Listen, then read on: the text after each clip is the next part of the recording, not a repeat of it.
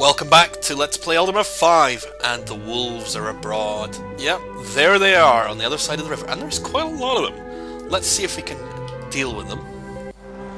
It's our duty as the Avatar to take out any monsters that might attack people just across the bridge from town. That's a lot of wolves on the other hand.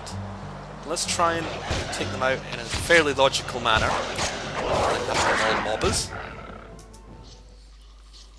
We really need to get some experience for the Avatar, because he's pretty puny still.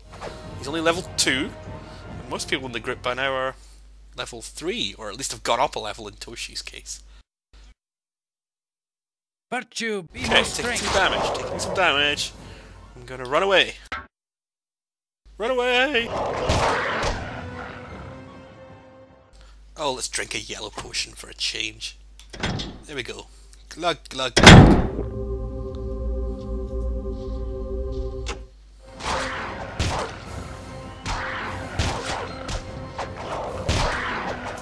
Okay, Julia, don't die.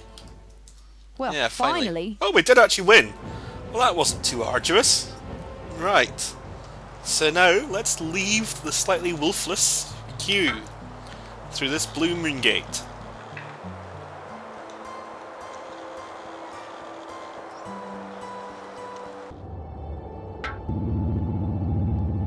Oh, it must be midnight because this is the shrine. That's 1 in the morning. This is the Shrine of Spirituality, and you get to the shrine by entering a Moongate at midnight. If thou art sure. We're in the ethereal realms. Thus the weird swirliness. That is very weird and swirly. And there is the Shrine of Spirituality.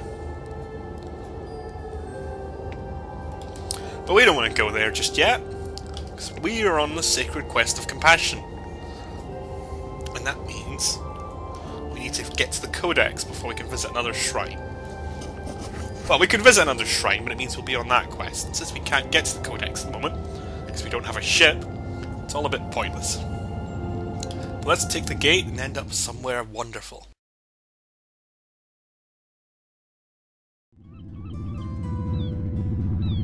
Oh, that has taken us somewhere else. Well, that's good. Where would it take us?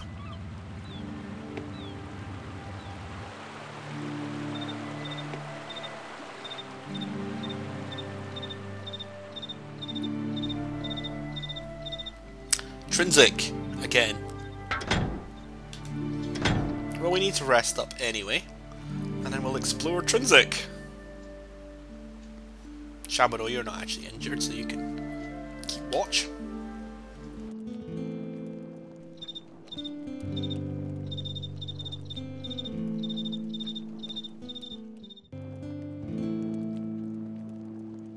It's Lord British! And we're not dead for a change. Awaken Stuart, thou art level 3. Awaken Shamano, thou art level 3. Awaken Yolo, thou art a higher level as well. Okay, everything's pretty fan-dabby-dozy then. Thanks, Lord British. Ah. They've closed the gates on us. Ah, typical. But now, I'm level 3, Shamano's level 3, and Yolo's the stonking level 4. Those gates aren't quite as effective as they might first appear, are they? Apparently we can just walk straight through them. It's a bit of an oversight on the design team, but you know, at least they've actually incorporated in the fact that Trinsic's supposed to have city gates, which is a bit of a plot point in Ultima's 7. Right, so this is the paladin town. I like paladins. So noble. Hello, sir. Hail there, my lord. Art thou new in Trinsic? What is thy name? Oh, Stuart. Greetings, Stuart. I'm Groomman, captain of the guard. How may I help thee? So what does the captain of the job do? I've learned Trinsic's guards these 9 years. I served under Sir Simon himself until the battle. Now Ellison doth govern the city. My loyalty naturally doth remain as strong as it was under the old governor. What a strange thing to say. Let's talk about Sir Simon. He was Trinsic's governor for many a year. Some say he is older than Lord British himself, and that he became governor not long after the quest of the Avatar. Be that as it may, he stood in rebellion against Lord Blackthorn and was defeated. Ellison agreed that he fell in battle, but who am I to disagree? So here's this Ellison chap.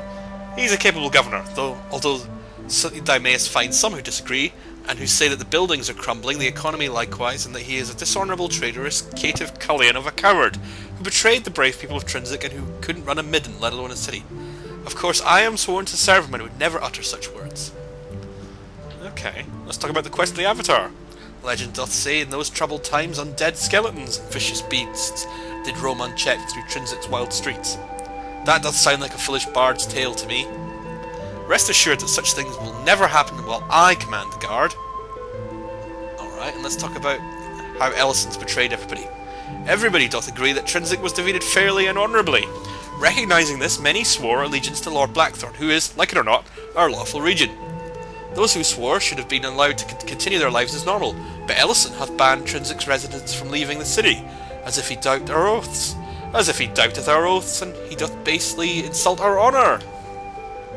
Or so some people insist.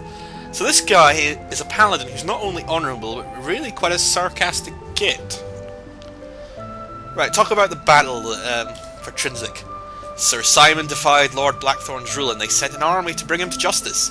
They smashed the northern gate with sorcery, which we couldn't counter, our local mage being indisposed. With our walls breached, further resistance would only delay the inevitable, but we refused to surrender in the hope that we could hold them in the gateway where their numbers were much less. What happened to your mage, then? Cinder, he hath fallen into a deep sleep some time before the attack, and hath not awoken since. He was never the most alert of people, and was often the butt of jests about his predilection for dozing off at meetings. Perhaps, then, he was suffering from some illness that hath now fully got him under its grip. I feel ashamed at my laughter now. Layla the healer would know more. Okay. Let's talk about Lord British. He will return, mark my words. Long live the king! Oh, right, okay. You're allowed to have that opinion, are you? So talk about how you faced the numbers at the gate. And we were wrong. They gradually pushed us back. More of them poured in, and the battle degenerated into a glorified street brawl. They managed to cut us off from the old keep. The standard of honour fell, and we surrendered before they could massacre us. We felt we had done enough to keep our honour, and Blackthorn spared our lives, so he at least must have agreed. What sayest thou, Stuart? If thou hadst fought long enough to prove thy valour, if continuing the fight would likely lead to not only thy death, but to the deaths of all in the city, down to the smallest child, if the only reason to continue the fight was because thou wert too proud to give in, wouldst thou surrender? Well, if it's just pride, then you should surrender. Thou hast a true understanding of honour, if I say so, Stuart. You may say so. If thou wishest even greater enlightenment, however, thou should visit the Shrine of Honour. For that, thou wilt need a mantra. Give me the mantra, then. The mantra of honour is sum. I feel that an important piece of knowledge like that should be traded for another. Dost thou know the password of the Resistance? Okay, I'll give you the password. So, Dawn is it? Thou dost confess to being a member of the Resistance, then?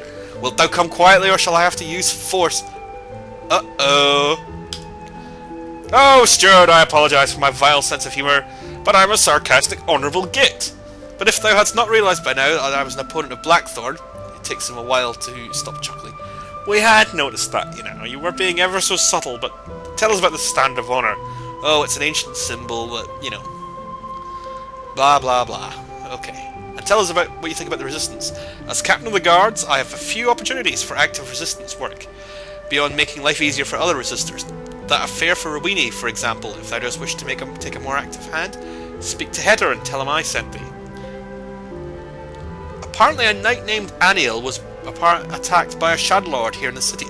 A brave fellow by the name of Greymarch tried to save her. There was an Inquisitor in Trinsic at the time, and he ordered Greymarch arrested, which is clear evidence to me that the Shadowlords are in league with Blackthorn, despite what the region's lip spittles say. Greymarch's son wasn't happy about this and tried to cause some trouble, so I was ordered to arrest him. Before I could do anything, a paladin named Rowena wisely made off with him. So I was ordered to arrest her. They took a handful of guards whom I knew to be the strong supporters of Blackthorn, and I set off in pursuit. When we found her, she turned at bay, and I turned on the guards. We slew 5 of them between us, and she made off She knocked me out first, though, to give me a story. I never saw her again. So, Greymarch. Tell me about Greymarch. He's a poor man. The Inquisitor has dragged him off to the U prison. Oh, I think we've met him there. What about his son? Oh, I didn't see him either. I think Rowena sent him on ahead when she halted to fight us off. She's probably taking care of him now. And Aniel? Oh, thou mayest find her at the Wounds of Honour. Well, thank you, Captain. I'm sure we're going to have a pleasant stay in Trinsic. Farewell, my lord. May the Honourable always beseech thee for mercy. So, let's stop there, and we'll meet some more paladins shortly.